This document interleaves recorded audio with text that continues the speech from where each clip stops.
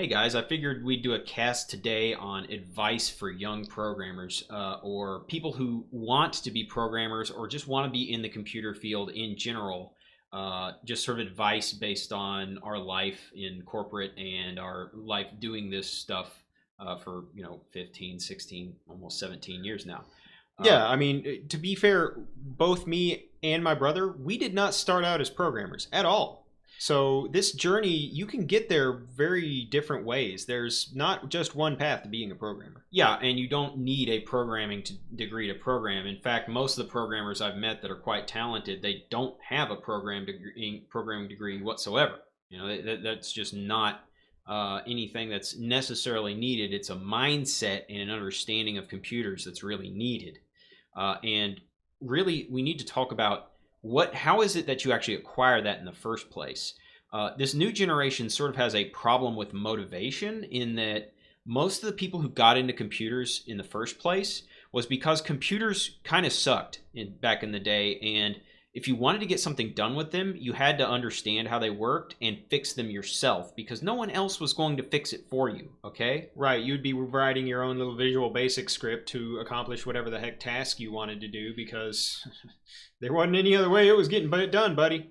Yeah, in the early era of personal computers, it's like I think I wrote my first basic program when I was like 7 or 8, something like that, on a IBM PS2, and it's always just been like these computers are not really useful and they have tons of bugs and you sort of have to like work your way around them. Sometimes I think I disassembled my first program when I was like 16 or 17 to fix some kind of locker in there that the company gone defunct and the software no longer worked and there was no way around all that stuff and it just had to work. So we fixed it because But we yeah, just speaking of assembled it. those sorts of bugs, a lot of it is just based on the way that people would program things back then too. Like you see, if you play things with DOSBox, there's specific emulation layers for older PCs where, say, the program was written with those old processors in mind, and these new processors, the game is literally running at like 1,000 times the speed it should,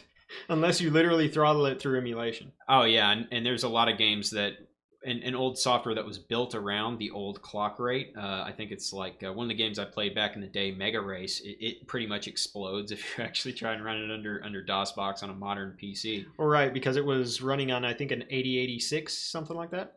Yeah, essentially it was relying on the core clock being having no multiplier. Okay, that's really what it was. And most people when they're using a computer, they don't even know what the core clock of their computer is, nor Yeah, what even the multiplier means. what is even a clock cycle kind of thing? Yeah, Right. and so the question is, how do you, as a young person, actually get into these concepts and be exposed to them in a way that it's not just like information that goes in one ear and out the other, bounces right off your forehead? Well, the best way to do that is to get a job where you need to know these things, okay?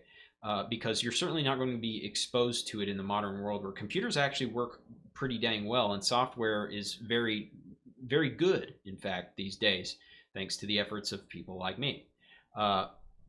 And the way that I would advise you to get into things is if you're, like, say, in college for a degree, whatever it is, you probably do want to take a few computer related classes. Doing something that is maybe even VOTech, like getting your A+ certification, that is probably the like straightforward path to understanding how to put together computers and just sort of how they work on a nuts and bolts level. Uh, Aside from that, things like a numerical analysis class, if you want to understand algorithms, is very important. Or if you want to understand why, just sort of the basic concepts of how to make a program performant. Similarly, there's other programming classes and things like that, but a Well, and lot. there's other execution environments you can be limit yourself to get chops in that way. There are a lot of people that have made performant programs on, say, Raspberry Pis, BeagleBones, that sort of thing. The rather limited embedded kind of systems thing, you have a Yeah, lot it different forces you it concerns there. forces you back into the old context of this is a very limited environment. Things don't work very well, so I have to figure it out. Sort of the FPV drone scene is very much like that right now, where there's a lot of hand tinkering that you still have to do, a lot of scripting that you have to do to make things work.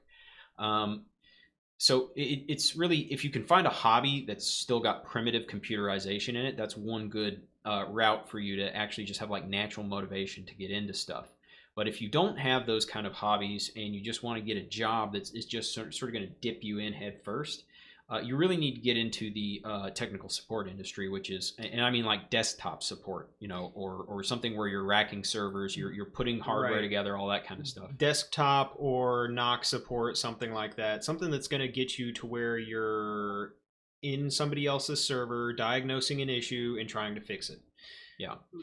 The reason why that's going to be very helpful for you is because you'll note yourself doing tasks over and over and over and over and over again. And well, how exactly on a computer can I make that task that I'm doing over and over again manually like a mechanical Turk? How can I make that no longer my problem? Well, write a script that does it.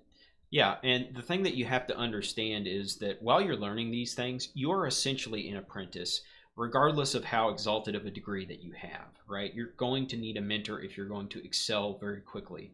If you your first job is sort of the one where you're just thrown into the deep end of the pool and they say, figure it out, you're going to have a tough time, and it takes a lot of fortitude to actually succeed in that environment. And well, to be quite frank, a whole lot of overtime that is never going to be paid to you.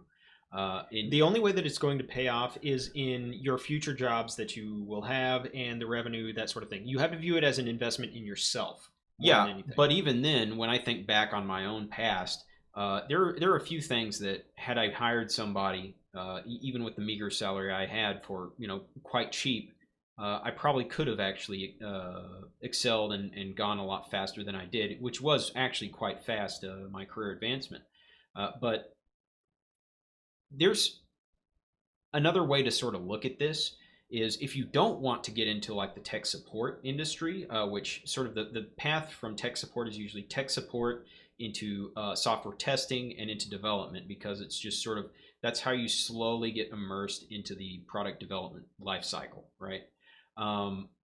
It just I've talked about software testing in some of these other videos, so I'm not really going to go over that, other than to say that basically the way that you segue into a programmer from that job or any other job is by using programming as a superpower. And that's sort of what he was getting to with when you're doing these repetitive tasks. Eventually you want to automate them, and that is essentially, like we were saying, whether it's a hobby or whatever, you need to be in an environment that forces you to save your time via writing programs and making the computers sort of be your golden little slaves doing the work for you, except for they're not gold like an investment. They're just electronic little slaves doing your bidding. Right. So, as an example, I worked at a mortgage company once, nearly a decade ago now. At this point, probably more. Yeah, actually more than a decade, because I was working there around 2008. Yeah, during the meltdown, that was a lot of fun. Yeah. So, but regardless, by that point, I was running and operating a website, a blog, that sort of thing. That was basically software me and my brother had coded, even like 4 years before then. And operating that website for 4 or 5 years at least by that point. So, and this had an email server, it had all sort XMPP server for like chat, all that sort of stuff. It was pretty pimped out for its time, that sort of thing, as far as what you would want to have on a server. So I had some kind of weekend warrior sysadmin chops and had already written some scripts to automate a few things that were pissing me off that were very simple. So whenever I was confronted with an issue where we noticed that our document processing software had a problem with certain PDFs that customers would send in that we were trying to process, right? It would basically just barf on this and be like, I can't process this. You're going to have to manually enter in the data, which it was trying to do OCR, which OCR, dude, you probably should. That's great. Like 80% of the job, the 80% solution was already there. But like 20% of these documents just weren't processable, and someone had to manually enter it in like a monkey. So what I figured out was that probably 9 out of 10 of those documents that were bad were simply PDFs that had like custom, Adobe stuff that you couldn't figure out with this software, but that the actual fidelity of the document wouldn't be impacted if you just reprocessed it through GhostScript. So what I did was just rig up a script to automate doing that. And well, what do you know? After we did that, and we saved a lot of time by doing that, about a week later, we let go one of the document processing people, and I got a raise and a promotion. So Yeah, those sorts of things can help you, even if it means somebody else is out of a job. Which, I mean, but that's how sad you, for them, but it that, means that's that how you know automation is effective. Okay, yes, because yes, there is almost always, if automation is going to be valuable to you in an organization, there is almost always some poor sap who is in a job they hate just dealing with the fact that their software does not really work. Okay, and making that redundant is a good way of getting them out of that horrible dead end and into hopefully something a little better later for themselves, and again save the company a lot of money and advance your personal career. right. And as I worked there more, I noticed that trend kind of continued with automation. They got their document processing better and better, and it got to where there was only one person doing the manual entry by the time I was almost done there. Yeah, and it was sort of the same story with regard to the testing when I was at TI.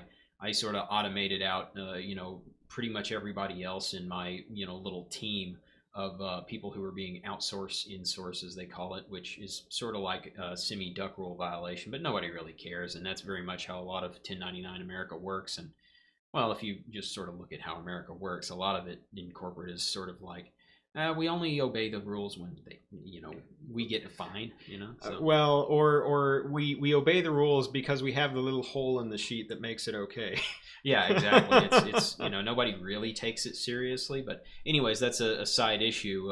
Like I said, I figured out multiple ways of automating the testing that we had done there, and of massively increasing my own effectiveness as a tester. But there's sort of a problem with this, and it's not sustainable for you personally if you want to just stay in that job, because when you become this useful to people, they really love you because you are dirt cheap relatively to everybody else, because it's like, okay, I made 5 people redundant and I'm still being paid the same as this one guy that I've always been, right? Well, right, which is why you need to be pressing whenever you do that. You need to be pressing for a salary increase, some sort of promotion, that sort of thing, saying like, "Hey, man, you see what happened here? These guys are no longer employed. Give me a little something, something, huh?" Yeah, but even then it will never be Oh, it'll never quite. be as Yeah. much as the people you got rid of. Yeah, and you shouldn't want to capture No, 100% of that no. savings, but you're never even going to get half of that. I can guarantee you that. And so that's why essentially at that point, once you've demonstrated higher value and proved higher value, within about 6 months, you probably do need to start looking for another job so that you can prove to them in the most important way that you are more valuable. By having options. Yeah, and that's sort of, you're only as powerful as your options. You can't really come up and say I need a raise without an offer letter in your hand saying I am going to walk unless you match it. Well, right, and the only way to really prove this is by having those options. Like, a company is not going to be upset at you being disloyal per se if you come back to them looking for a counteroffer. That means that at least you considered them worthy enough to like just not send in my 2 weeks or whatever. Well, and let's be real. I mean, they're not going to be loyal to you in the first place, so And they have no obligation to in most states. yeah, so you don't have any obligation to be loyal to them back, okay? And pretty much everybody who's sane in the business world understands this, and most large firms, it's like no skin on their back. They don't care. Oh yeah, It's workers not come and go, man. Yeah. And so some small firms, they might take issue, but the fact is you need to get out of there because, you need to be about advancing your own career when you're young because Right. you need money. And if the okay? firm is not about you advancing your career and ultimately doesn't see that as healthy for its employees, whether that means partying, that sort of thing, it's probably not the place you need to be working for. Yeah, you need to get out of there fast, and you need to find a place that will allow you to excel, because that's how you advance your career essentially is through these sort of means by which you excel. So after you've got sort of a track record of I use programming as my superpower in whatever this other job is to make me a very highly like 10x productive person, that's when you need to have some kind of side project or something that you can show. And a website, or like Andy said, sort of running your own server is very helpful for doing this. Having some open source projects those sorts of things under your belt are very helpful for convincing people that I actually need to be on the programming staff here, because I know what I'm doing, and I've had enough experience automating tasks here and there. So hire me on as a junior programmer. I'll cut my chops doing programming as a real gig, right? Yeah. And that's usually a really good way to get hooked in with someone who is actually going to be a decent mentor for you. And that's like if you're not willing to pay for a mentor, you don't have the money to afford one. A lot of times at a company, whenever you're starting as a junior programmer, they'll have mentorship programs that already exist, or they'll pay for training, that sort of thing. They'll try to do things to help you level up as a junior if you actually are willing to put in the effort to do it. Yeah, and essentially, you really do want to try and select for a place that will sort of treat you as an apprentice and get you raised up very fast, because your goal at a company is to excel as fast as you can, okay? Because you want to start earning as well as you can. You want to start delivering value as well as you can, so that you can demonstrate your higher value and then get paid better, get treated better, all these sorts of things wherever you work, right? So the only other thing that I really have to talk about here is getting your foot in the door, okay? So like I said earlier, it's about value. It's about you look cheap compared to everybody else, and you're no worse than them at least. That is going to get you hired, okay? Because it's essentially right. Whenever there's a lack of skill, the only thing that you have to negotiate with, your only agency, so to speak, is that I'm cheaper than the other guy, or I'm going to cause less trouble than the other guy. That sort of thing. It's cost. It's fundamentally cost, is your primary point by which you can move, and that's going to be I'm less administrative headache, I am less physical, monetary cost. I'm more flexible with a working arrangement. I'm willing to move, whatever that is. That's the point, is that whenever you're trying to move into a new field, whenever you're trying to do that stuff, you have to be flexible, and you have to accept that you might even take a pay cut. But the fact is, if it's got a higher top end than whatever you're doing, it's worth it, okay? You're going to have to suck it up and take the loss for a little bit until you can get the experience on your resume. You can get all those things taken care of, and then get yourself a job somewhere else, or just hang out your own shingle because you finally got the skill that you need to do all that sort of stuff. Yep. All right, well, hopefully this was useful to you guys, and if you like the video, subscribe and smash that like button, hit our PayPal link, and let us know in the comments what you think. Yeah, hit us up, of course, if you're a young programmer or someone looking to get into the field. We'd be glad to do a consultation as well, see if we can't get you on the righteous path. All right, have a nice day, guys. See you later.